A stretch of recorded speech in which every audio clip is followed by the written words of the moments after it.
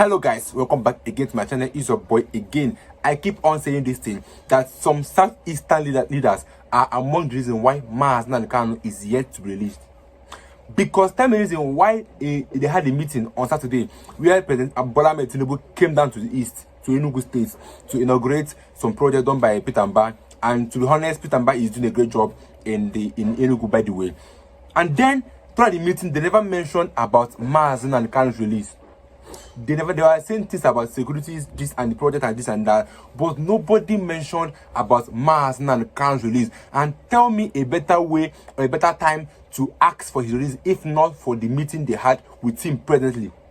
But none of them mentioned about Nnamdi Kanu's release. But by the way, you're going to hear it in this video where they asked the man that the whole meeting they had on Saturday with Tinubu and Peter Mba, with Enugu government, that none of them brought up Nnamdi Kanu's release. It's very shameful and very disheartening that none of them could bring up the matter of Nnamdi Kanu. At least give Tinubu an awareness that you want them to release Nnamdi Kanu, that he had done nothing. But no, they didn't raise the issue at all.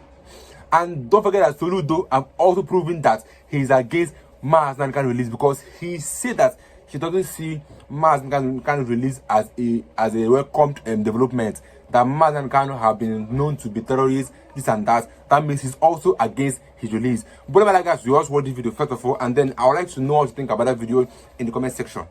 I know that there was a gentleman, I can't remember his name, that raised the issue of the over-militarization of the region, the too much police checkpoints and all of that on that particular day. But I do not know that, I don't think the president actually responded to that particular question. And I was surprised also to see, correct me if I'm wrong, that the issue of Nnamdi Kanu was not raised in that forum. Maybe bring us up to speed as to why.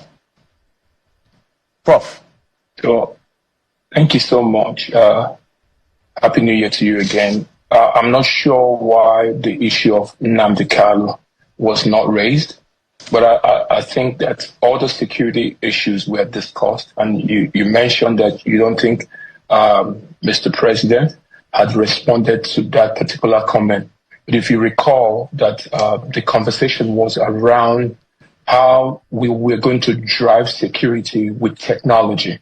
And it was, in his comment, he said he was in support of integrating security more so that we don't have so many boots on the ground as it relates to checkpoints. So in Enugu State, what we have put in significant investment in ensuring that we use technology to drive most of our security issues in the state. You recall that he came to commission our Command and Control Center. And in the Command and Control Center, we believe that His Excellency has put in significant investment, which he also talked about, that investment in technology is something that in technology for security is something that he commends and something that he supports completely. But the emphasis on the militarization of the area, as the gentleman laid it, was around the checkpoints as it relates to the cost of goods, logistics, and the implication of that on inflation as it relates to a pass-through cost to the consumer. That was what we were talking about. So it focused really about economic development, the implication of all the checkpoints, and how it affects the cost, the final cost of the product on the masses. And that was the context of the conversation. Honorable Member Dennis, so I don't know whether let me take you to Mr. Dennis on this one. Mr. Dennis, I don't know whether you understand or you are privy to why the issue of Nnamdi Kanu was not raised. Because the reason I'm going back there is because whenever I had conversation, even with some of the leaders, including governors, I know that Chukwuma Soludo, the governor, had made constant appeal. People like Senator Barry Bay, they've talked about this whole issue of Nnamdi Kanu. I was feeling like, I'm sure lots of Nigeria will also feel the fact that the president was present in the Southeast. His very first official visit to the region this year, 2025, and the first visit to any other state besides coming to Lagos to rest. Why was the issue of Nnamdi Kanu not raised? And do you think and agree that the area and the region is over-policed or militarized? Thank you once again. Just like you said, the issue of Nnamdi Kanu has been raised in various fora. various people have spoken and made requests concerning Nnamdi Kanu. And governors, different people have spoken about this particular subject. So the governor of Enugu State had a very remarkable opportunity to push forward the issue of the development of Enugu State, the infrastructural development, the harnessing of technology to drive our development. He invited the president to observe and see, witness what he is trying to do to develop our state. And I think that because that you can say, as you have already said, that the issue of Nnamdi Kanu has been belabored. It didn't need a repetition. It didn't need to take the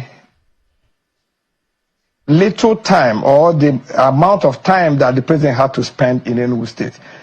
I think that enough requests have been made, emphasis have been made, issues have been joined on that particular matter, and I didn't think that it was necessary for him again to come and start driving home the same point again that many other people have made. He had a lot of things to say about the development of the state, the educational sector, employment of technology in fighting crime, infrastructural development, and so on and so forth. So I think he managed his time very, very well and focused attention on those things that maybe not too many people have spoken about or come from the angle that he is coming from.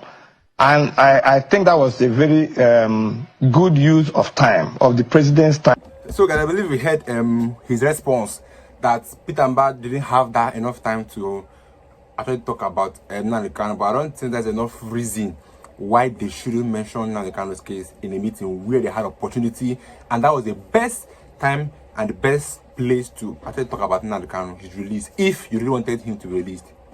Because talking about he doesn't have enough time doesn't seem right and doesn't seem like a legit an excuse. Like, he might be right, but I said to me, it's not enough reason for you not to mention about the release of your own leader.